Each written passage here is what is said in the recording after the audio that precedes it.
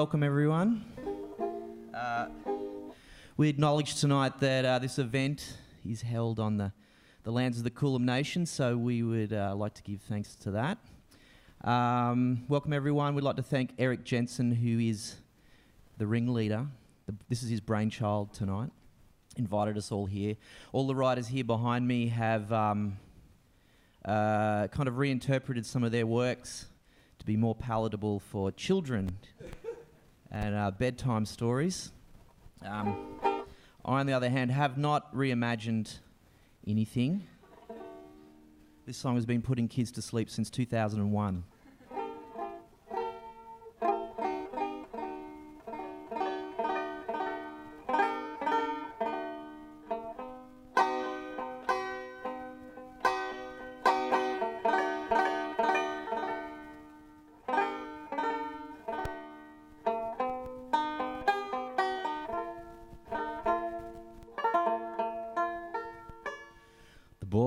Threw his guitar down and started beating his brow. No matter how hard he tried, he couldn't compromise. All the wasted time spent inventing words and rhyme, while the stars and the planets and the clock did laps. You see, making up songs is for losers. Should build something she uses, like a box or a bed or cupboards or shelves. 'Cause songs are made of air, they can't be any use to her. Better off trying to catch falling aeroplanes. 2, 3, 4.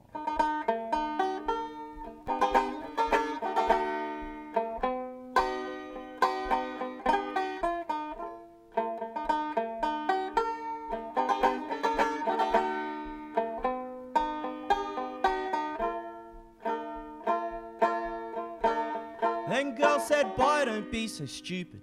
Boy, don't be so daft. You're not even right by half.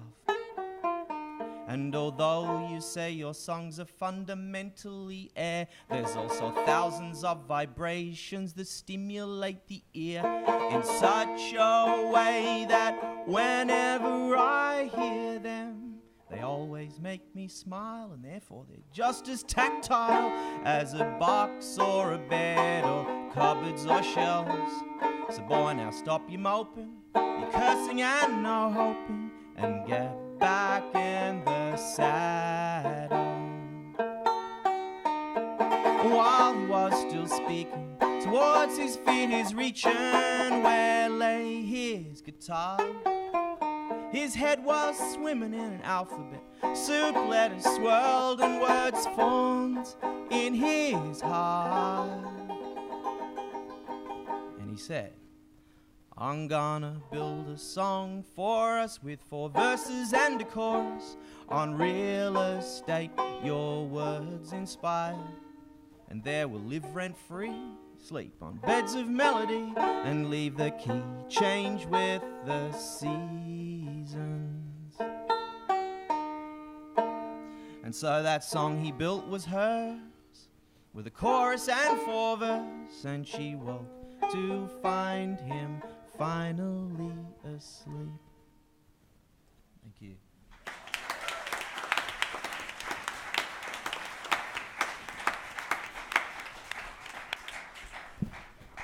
Thank you. That's the poet laureate of Gympie and one of the nicest men in the world, Darren Hanlon.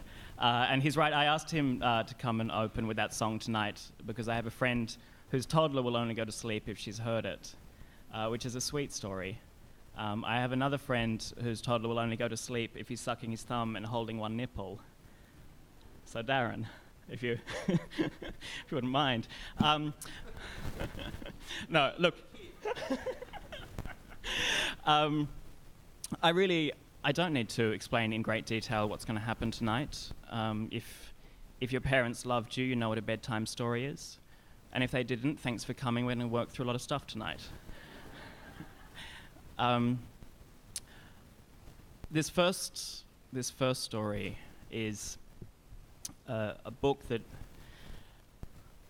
is poetic and forceful and arousing on every other page. And I was going to do, I'll tell you a secret now, I was going to do a bit at this point where I was going to say that. You were going to think I was going to introduce Kate Holden's terrific memoir, In My Skin, but instead I was going to say forceful, poetic, arousing on every other page. Ladies and gentlemen, David Marr's The Henson Case, which would not be a joke about pedophilia, it would be a joke about censorship and moral panic. And I'm glad that unfortunately that setup doesn't work entirely, which is why I'm not going to do that bit. Just throwing it out of the show. And instead, I'd like to say that when I read this memoir, it was the most forceful and arresting and true a story I had read in an extraordinary amount of time. It was a story where the voice was fully realized and the story it was telling was in places terrible but always staggering. So if you could welcome Kate Holden.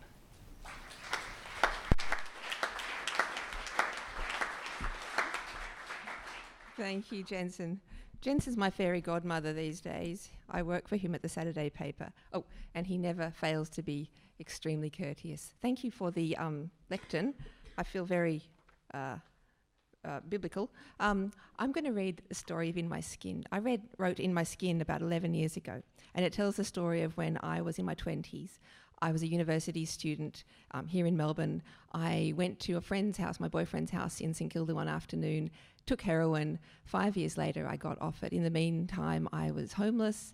I did sex work. I worked in brothels. Everything I knew about my life changed. Fantastic times. So this is a story I wrote actually while I was writing the manuscript in a writing class when they asked us to write a fairy tale. And this is what came out. It's called Thorn Binding. Just a bold fingertip, just a hair-thin blade, a bubble of blood warm on her skin, a curious mood, a clacking spindle, the old woman coaxing, and something sliding white-spangled and irresistible through her veins until the princess sank down and the crystal glitter fractured in her vision and became darkness. She opened her eyes and the street was glossy black with rain. She was walking in the cold and cars were pulling up with passenger seats empty next to silent men. Streetlights dazzled her as she bent her head into someone's lap, and the taste of the darkness was salt in her throat, and salt drowsy in her veins as she pricked herself again and again with a spike and flooded flesh with chemicals to keep her princess coldness safe and her frightened head full of dreams. It was not that she had hated her life, blown bright, blue sky and warm light, but growing, her steps had faltered and her skin grew tight. To puncture the membrane, to rinse her bones in the cold liquid of daring, she had only thought to test herself. For courage, she had been taught, brimmed best at the horizon of terror. Now she learned a new lesson. That bravery was made flesh, that ached but did not tear, of making herself smaller and harder, until her heart glittered like charcoal, that when her legs trembled with sickness, she could only move them onwards step by step, or fall where she stood. The sky lidded itself with darkness and she tumbled from streetlight to lamplight, beds smoothed with sweated sheets and men's naked thighs. Her bones arched against their weight. Mornings passed unseen, for she awoke only for dusks. In the false light, her eyes shone like glass, and she heard her mouth speak truths in a voice she did not recognize. She learned the meaning of kindness and contempt. She learned to lie quietly. Nightly, another lesson. Embraced, she was alone. Years passed, and she forgot she had worn a crown as she lowered her head again and again, and forgot the fine food she had eaten at the king's table, and she lived on cigarettes and chocolate bars. She forgot she had been born bright and beautiful, that she had been blessed with every luxury, that those who loved her had gathered to bestow kisses on her brow. Now her quilted bower was a dirty den. The wicked old woman watched from inside the princess's heart, where she had made a nest for her envy. This old woman, the spiteful crone of the princess's heart, had wished herself a bitter fortune because her own brightness had hurt her. And so she made the shadows come contagious. She said, "Now you see how safe you are. "I forget who I am," said the princess. "Safe?" "From the deceitful danger of happiness," the old woman replied. She cackled and she rubbed her hands in joy to see the young woman dim her beauty and shed her grace and muddle her learning. But dreaming grows stiff, and even weary flesh ceases its shocks. Within her breast a tiny root knuckled the rock of her heart, yet it was watered only in silver poison. The princess stumbled on through her night streets of grit and grimness, alone and lost from sight. And time passed, and the royal house slumbered in her absence, happier in dreams and in grief, and the princess's life became thorn-bound and remote. Until one day she was choked by the thorn bushes that pressed too tightly around her, thinking that she was suffocating, and she cried out from fright. The old woman, deep inside her, stamped her foot impatiently. "You terrible bitter woman!" the princess exclaimed in shock. "How you hurt me!" And the stab of her old woman's shoe in the tender flesh and the sting of the thorns wounded the princess too much at last for bearing. She flinched and opened her eyes and awoke. And the household stirred, and the king and queen stretched, and the princess sprang up and rubbed at her arm where it had been pricked so often, and the scratches on her skin burned. She wept then for the old woman herself, and what she had done for her own heart, for how it had aged. And though she put on her robes again, and her crown and her joy, she bore the scars to the end of her days. Thank you.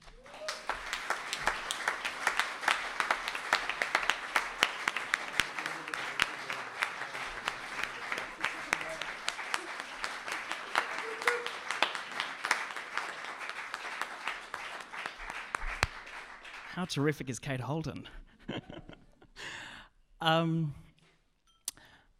I'm going to get a small item of business out quickly. The Wheeler Centre explicitly asked me not to read a story tonight. They gave no reason for that. Just in an email when I was organising it said, please don't host and also read a story. But Mum's not here, kids, so get in the car because we're going to McDonald's. I will on that score, I'm going to read the biography of Adam Cullen that I wrote a couple of years ago, which is a story of a painter who I met when I was 19, who very quickly told me that he wanted me to write a biography of him, that he had a contract for this biography, and that I should start staying in his spare room and writing it. And being 19, this seemed entirely reasonable, and so I started doing it. And it became, I think to put it euphemistically, a claustrophobic relationship. And I think one of the reasons the Wheeler Centre didn't want me to read a story tonight is that they were, quite rightly, were worried you would tire of my voice. Happily, I've always heard Dr Seuss in the voice of a kind of reedy Brooklyn intellectual. I'm happy to picture David Rakoff at that point, if that's helpful. And so, much as it will sustain, that's what you will get. You can hear behind just a murmur of nervousness from David, who doesn't quite believe that I would do any accent but my own. He could be right. In the mountains near Sydney, in a house on a hill, lived a painter called Adam, who was frightfully ill. He had cancer, he said, and pancreatitis, and was also quite frequently high as a chitus. When the phone first rang, it was a biography. Thames and Hudson were knocking. He told them he chose me. So I packed up my bags and called him right back. The instructions were swift, which was part of his knack. Get on the train, digger, and get here toot sweet. I have a story to tell. You've a deadline to meet. That first night was strange. We spoke hour and hour. And after all that, he begged me to shower. He came back with a towel and some sad motel soap, and a face that was twisted with what I now know is spent hope. He told me his mother was the source of his rage, that he'd stopped loving her at 14 years of age. He said he'd driven the killer who shot up Noog in hand, and that he played trumpet with Lubricated Goat, the band. I made all these notes, though I knew they were lies. In there was a secret from which truth might comprise. A year went by still, I was young and deluded. Honesty dictates that this fact is included. He lied to me, standing on a box. He lied to me, holding his stuffed fox. He lied to me, putting on socks in the boondocks on the spring equinox while checking the clocks near white bunches of phlox with an estrus musk ox who he said had smallpox. Adam shot me once in the leg with a gun and then stood back smiling. He had thought it was fun. The book deal was a fake. It had never existed. But my interest maintained. Somehow it persisted. I kept scratching out notes and wondering why I kept coming back and believing this guy. Part of it was talent. I liked what he did, even if emotionally he was only a kid. He was sickly and poorly and wearing away, helped along by the fact he drank 2 bottles a day. He'd won the Archibald Prize painting David Wenham, but success had since turned to bile and venom. You're allowed to applaud that rhyme. I mean, that is fucking genius. He'd sit watching the boys draw his fists in a ball. Wenno, you cunt. Just fucking call. He was drunk with some guns. Caught, and this changed him once more. He was small like a child in the face of the law. The wild man withered, pleaded his insanity. The court duly spared him, but ruined his vanity. His decline picked up pace, his painting grew uneven. He toyed now with God, though was none to believe in. Much later on, Adam told me the truth. He'd always liked men. He'd known since his youth. But instead he'd been angry and hidden away for the sad, simple fact he was probably gay. He loved me, I knew that, which was part of the farce, that he'd waited 4 years to now make a pass. And so there I stood, and this much is true. It's okay, Adam said. I'm not going to fuck you. A few months more passed, then he finally died. I drew a bath, poured a scotch, and lay there and cried. This book, I now realized, was part of a scheme to tell his sweet dad that he might be a queen. And that is the shame of this whole Jim Jalopy, that he'd sooner be dead than have the chance to be happy.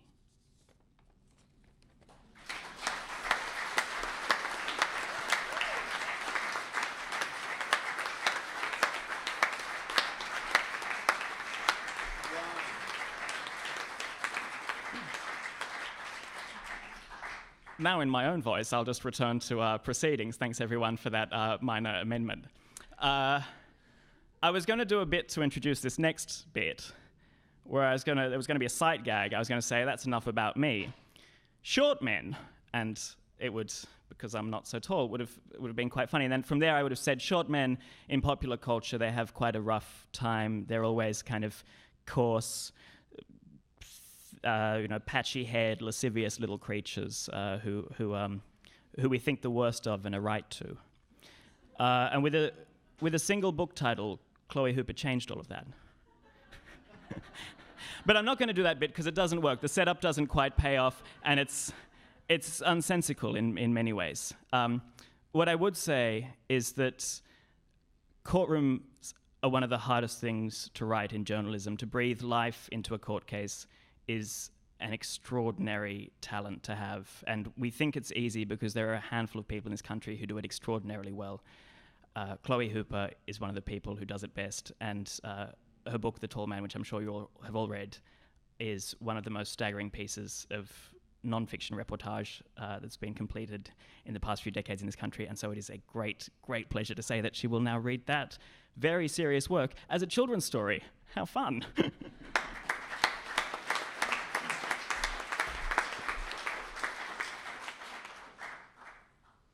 Erik, thank you, and thank you too for that poem. I've tried to explain my book to my son. Now that you're 4.5 rather than 4, I have a story that I want to tell you. Your uncle Erik Jensen, who you haven't actually met yet, and I'll explain that to you later, suggested I should adapt an Aesop's fable. You've got a CD of those, which you listen to for approximately 90 seconds, and I'm not convinced that the moral lessons are really seeping in. They can sometimes just seem sort of more suited for an audience of adults sitting around on a Friday night wanting to, I don't know, connect to their inner child by listening to a bedtime story. Anyway, I'm not going to make this into a story about a gnat and a lion or a scorpion and a frog or any other animal pairing. Recently, I heard you ask about what was real and what was not real, and you'd found a picture of one of the Transformers and another of a submarine driven by a dog. Your dad asked if you'd recently seen any dogs driving or robots with pistols for fingers walking down our street, and you conceded that you hadn't. So this is a real story, a true story. It starts on an island, a very beautiful island surrounded by turquoise water, and it's about two men, one of whom was a police officer. I know you're excited when you see the police. Of course, you prefer firefighters, and who doesn't? But you and your brother are always pushing police cars around on the floor, making siren noises. Some people, though, don't always feel that happy when they see police officers. They remember things that happened to their families, to their grandparents and their great-grandparents. Some people remember they were made to hide when the police, the bullymen, came by in case they were taken away. Most people on the island had a story like this. One morning, a man was walking with his dog and singing when he saw a tall police officer arrest his friend. The singing man called the officer a rude name. The officer should have known the difference between sticks and stones and words, but he got very, very cross, and he put the man in his police van and took him to jail. Very soon after that, this man was found dead. I know that you find death hard to understand, and we all do, really. But the man was dead, and the tall police officer said it wasn't his fault. Another prisoner said he'd seen the tall police officer punching the dead man, but no one believed him. That's because the policeman's friends, who were also policemen, said they hadn't seen anything at all. Nothing, they said, nothing at all. And then the big boss of the police said that what a wonderful fellow the tall officer was, and that he would never do anything wrong. Uncle Erik is actually right, though, that this is a bit like the story of the farmer and the stork, the moral of which is birds of a feather flock together, or it's like the story of the cock and the fox, which tells us that to aid the vicious is to become a partner in their guilt, or the wolf and the lamb, which is the first story on your CD, and often that's the only one we hear. At the end of which, the lamb exclaims, just prior to being swallowed, any excuse will serve a tyrant. The people got very angry. The people on the island got very angry that their friend was dead, and they said they'd burn down the police station and the tall policeman's house if he didn't tell them the truth about what had happened. The tall policeman crossly said that they should be glad he was there to look after them, and it had been an accident. The islanders didn't believe him and set the buildings alight. But the policeman just moved off the island and went on with his life. Instead, other police officers came and arrested the islanders who lit the fire, and they went to jail. Just today, your kindergarten teacher took 2 apples, and she pretended that one apple was calling the other apple names. Each time she dropped an apple,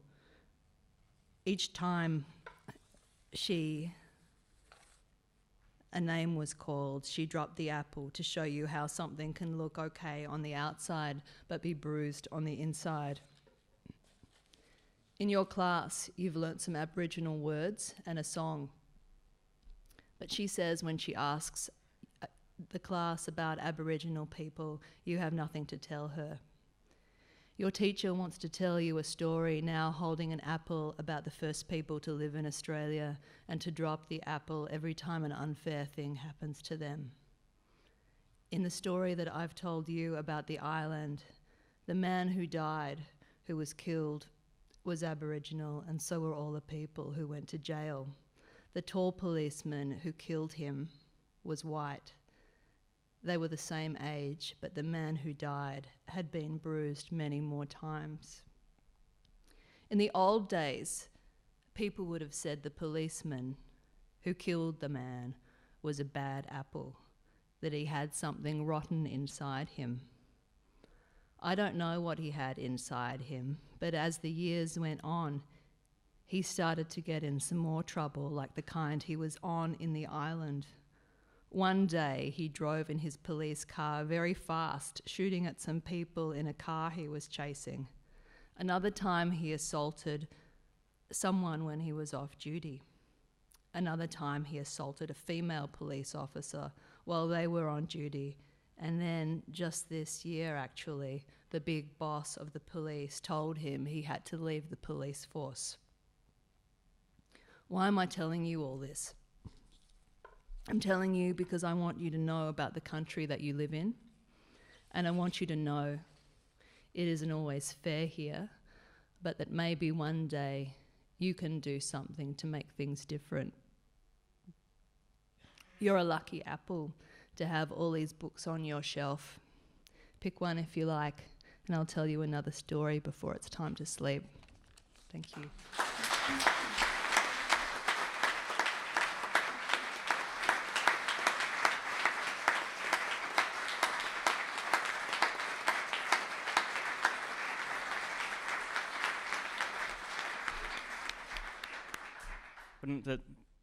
I occasionally think the world would be better if we all spoke to each other like children, or like we spoke to children.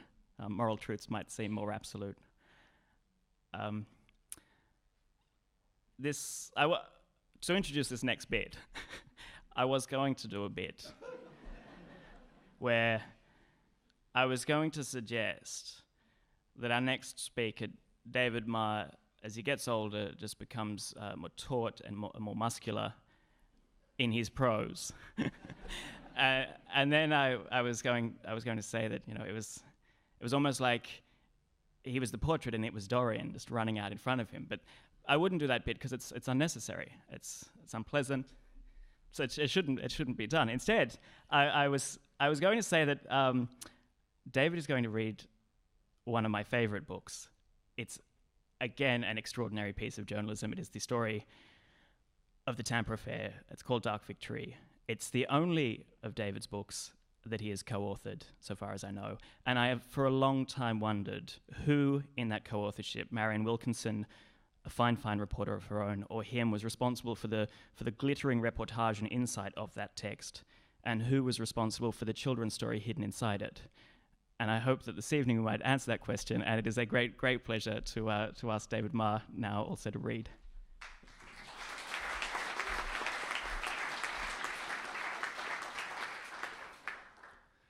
While it was still happening, Marion and I decided we had to write the narrative of the Tampa. And we did, and we called it Dark Victory. And when Erik said to me that I had now to turn it into a children's story, I was at a loss, but then I remembered swallows and Amazons. And I thought, well, there's obviously the model. And last week, Erik took me down to the finest bookshop, apparently, in the whole of the Western world. And they had a copy of Swallows and Amazons, and I cannot tell you what a drab, awful, cluttered book it is. I cannot imagine that it was such a favoured text by so many children for so many decades. And I was at a loss, and so this morning I rang my dear friend Lisa Forrest, who, now that she's not a backstroke champion, writes young adult fiction, and I said, what do you do? How do you write for young people? I suppose no sex and violence. She said, don't be ridiculous, they love violence. And are there any dinosaurs in the story? I said I couldn't help with dinosaurs. So I turned my mind to it. Now this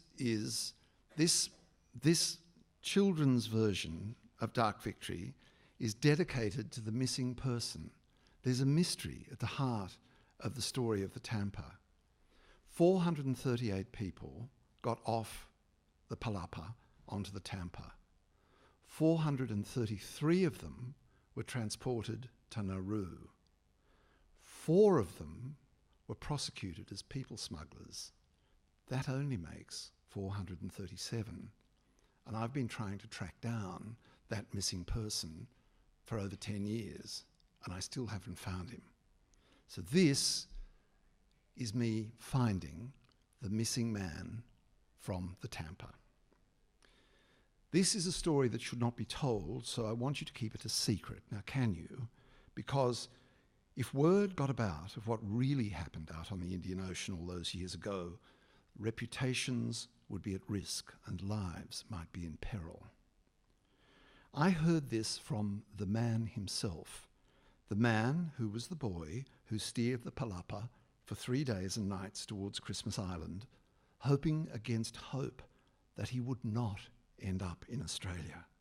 His plan nearly worked, but fate was to deliver Ahmed not home to his carefree little village on the island of Java, but to Melbourne, where he was forced to become a leading urologist at the Alfred.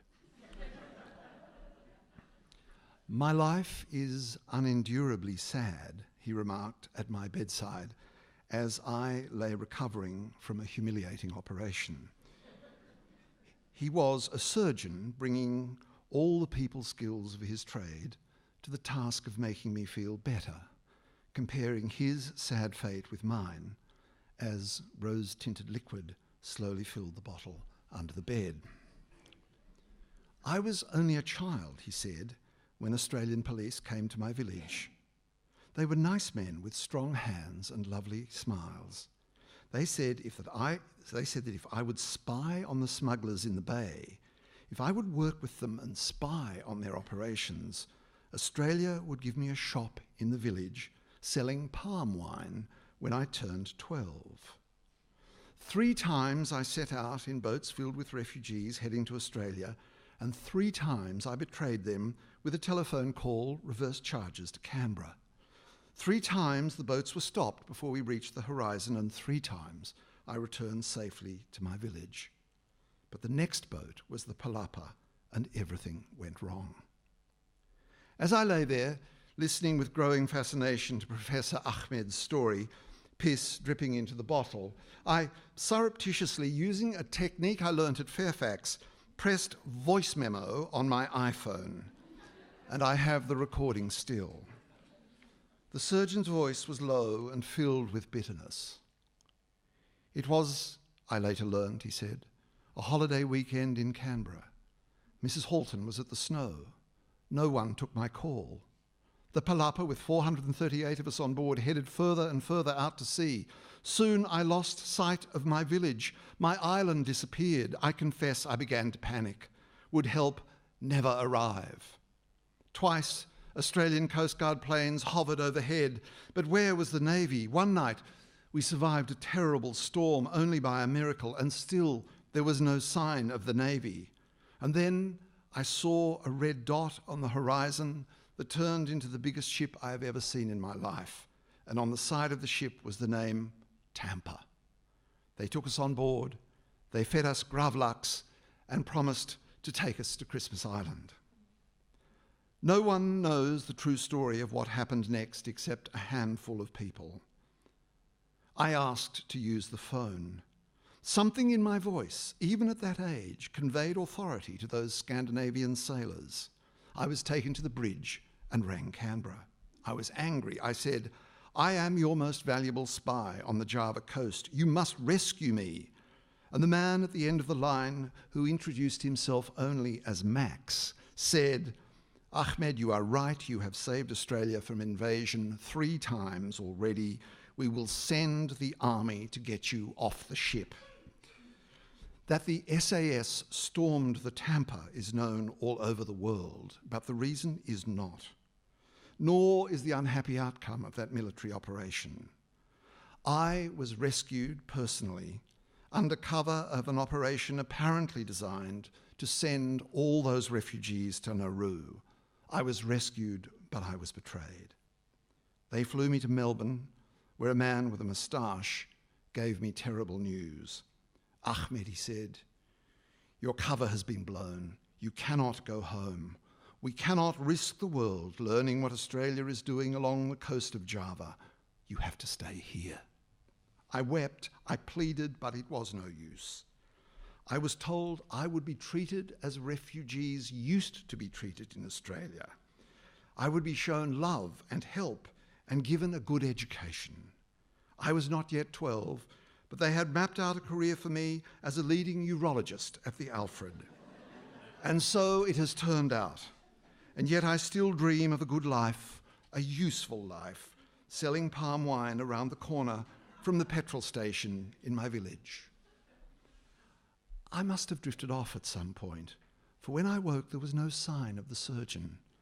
Indeed, I might have doubted he ever existed as more than a figment of my imagination, except that any time I care, I can press play and hear his voice still, the unaccented English of a perfectly educated Australian saying, my life is unendurably sad.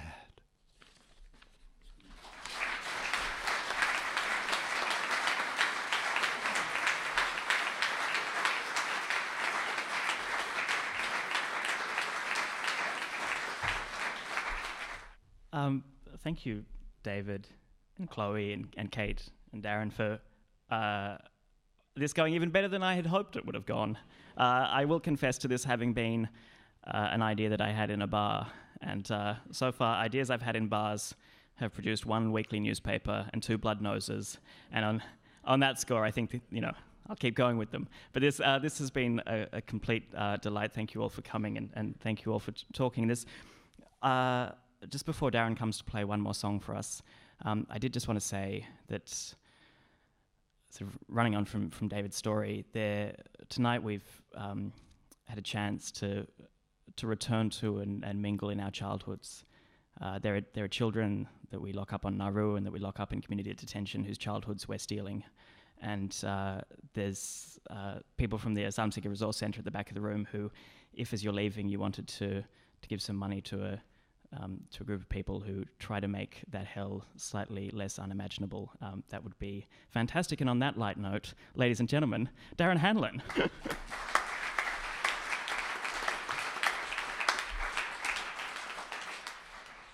Thanks to Erik. All right. I'll send you all off with this. Thanks for listening, everyone.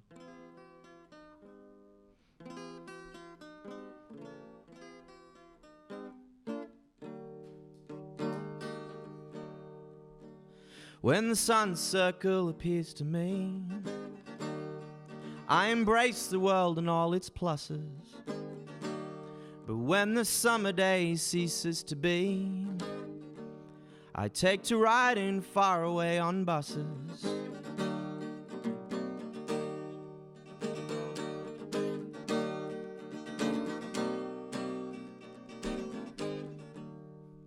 I thought of you most every hour.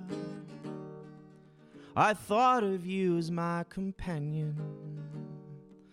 I thought that you might be a flower growing at the bottom of a canyon. Days they fly and nights they fall and make no sense to me at all. Just little tricks of temperature and light cast their spell on everyone. So let the golden vines of modern history grow to cover yourself and everyone you know. And if that story that we made was just a token, maybe our hearts will all be unbroken.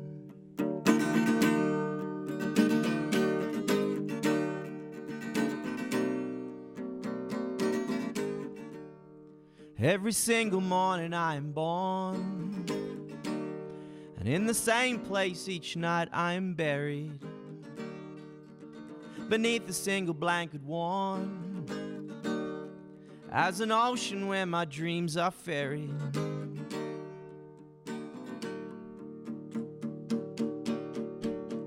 No, I can't be the weight upon your shoulder, I can't be the ringing in your ear, but I can disappear until we're older, just like the blowing bulbs around your mirror. The darkness from the lights gone out filled the room and killed the doubt. If you keep counting every hour till the morning, and it's never gonna come. So let the golden vines of modern history grow to cover yourself and everyone you know. And if that story that we made was just a token, maybe our hearts will all be unbroken.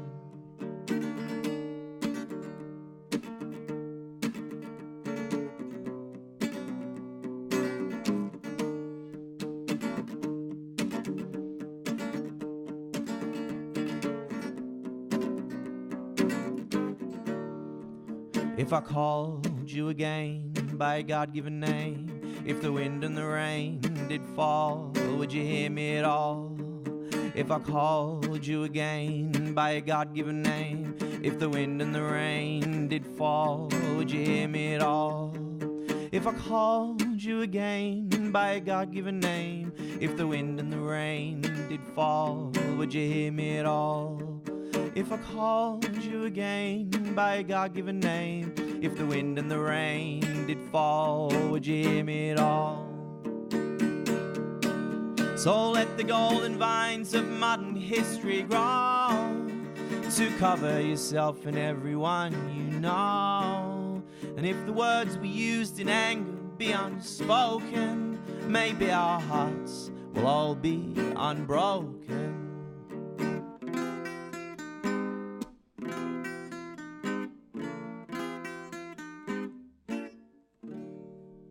Thank you. Visit wheelercentre.com for the best in books, writing and ideas from Melbourne, Australia and the world.